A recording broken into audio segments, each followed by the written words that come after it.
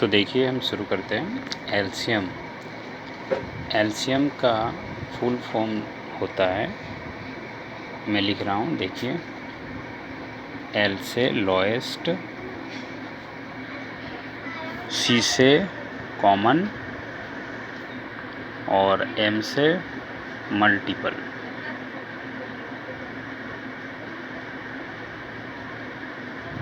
तो एलसीएम को हम लोएस्ट कॉमन मल्टीपल कह सकते हैं। अब हम देखेंगे कि एलसीएम किसी भी दो संख्याओं का कैसे निकाला जाता है। तो इसके लिए मैं एक क्वेश्चन लिख रहा हूँ, ध्यान दीजिएगा। जैसे हमें 10 और 5 का अगर एलसीएम निकालना हो तो हम क्या करेंगे। सबसे पहले हमें इनका प्राइम फैक्टराइजेशन करना होगा, यानी अभाज्य गुणनफल। जैसा कि आप देख रहे हैं, 2 5 जा 10 और 5 1 जा 5। ये 5 और 2 ये प्राइम नंबर्स है। उसी तरह फिर देखिए 5 के लिए 5 1 जा 5। अब हम इसमें देखेंगे कि इन दोनों संख्याओं के प्राइम फैक्टराइजेशन में क्या कॉमन है। ओके, तो जो कॉमन होता है, जैसे मैं लिख रहा हूँ, आपको दिखा रहा हूँ। जैसे यहाँ कॉमन जो है वो 5 और 5 है, तो जो कॉमन है उसे हम एक बार लिख लेंगे। सबसे पहले देखिए, जैसे 5 और 5 जो है वो कॉमन है, तो उसे हम लिख लेते हैं।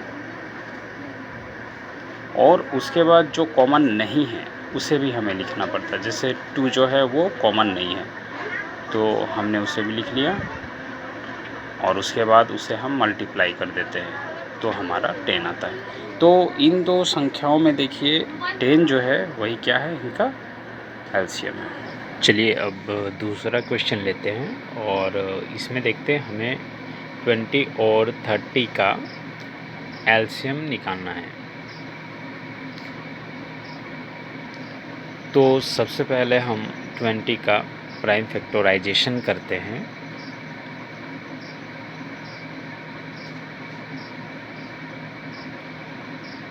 और उसके बाद फिर हम 30 का भी प्राइम फैक्टराइजेशन करते हैं।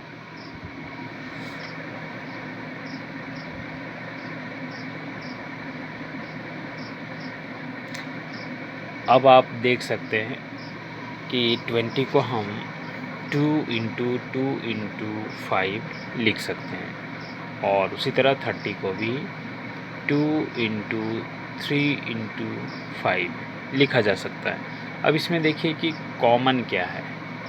तो देखिए कॉमन जो है वो 2 है, मगर इसमें जो है जो 20 है उसका 2 पे पावर 2 जो है वो सबसे बड़ा है।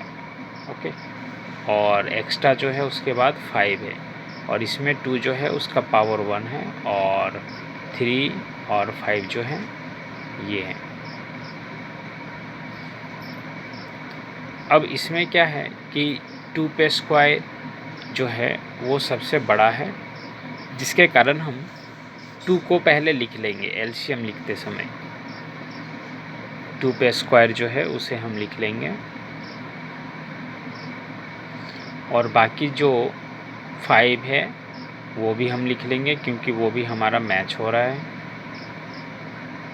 और जो मैच नहीं होता है उसे भी हम लिख लेते हैं।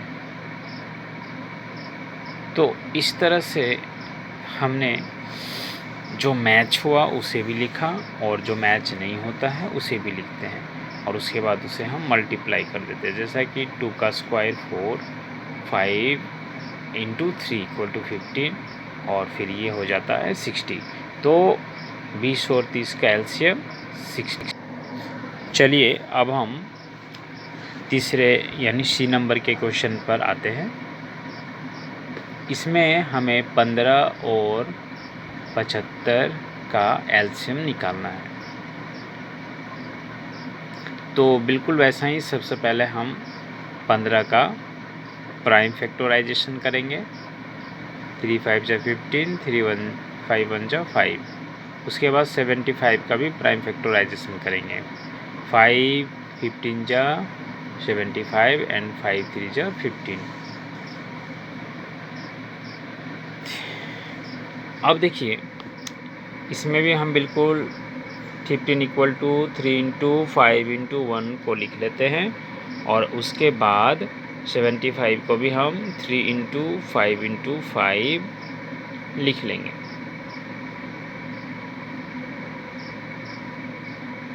यहाँ मैंने 5 पे स्क्वायर लिखा क्योंकि 5 का स्क्वायर जो है वो 5, ये जो दोनों नंबर में 5 है उसका वो बड़ा घातांक है। ओके, इसी कारण से हमने उसे लिख लिया। अब हम एलसीएम जब लिखेंगे तो सबसे पहले क्या है कि जो हमारा मिल रहा है उसे हम लिखेंगे, जैसे 3 और 5 का जो सबसे बड़ा घात है जैसे 5 स्क्वायर उसे हम लिखेंगे और हमें कुछ लिखना नहीं है।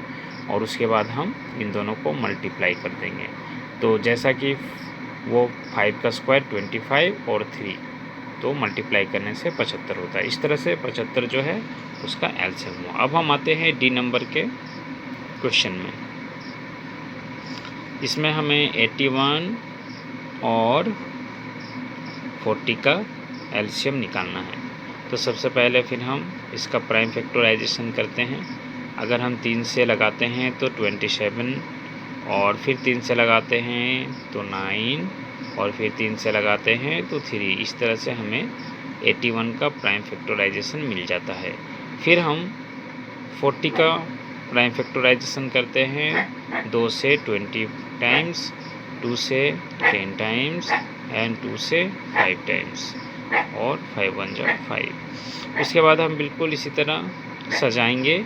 81 इक्वल टू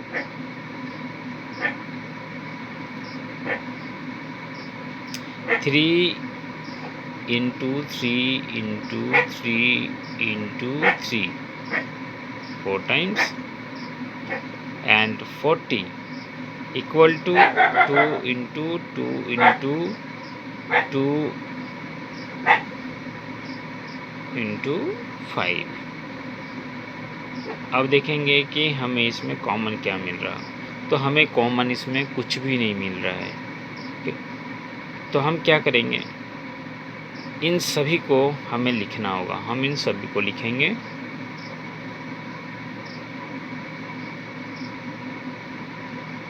यानी हमें एक भी नंबर जो है उसे छोड़ना नहीं है। और उसके बाद फिर हम इसे मल्टीप्लाई करेंगे। मल्टीप्लाई करने के बाद जो नंबर आता है वही नंबर क्या होगा, हमारा एलसीएम होगा। तो यहाँ हम देख सकते हैं कि 3 जो है वो 4 टाइम्स है, और 2 जो है वो 3 टाइम्स है, और 5 सिर्फ एक बार है। तो इस तरह से जब हम इसे मल्टीप्लाई करेंगे तो हमारा हो जाता है 3240।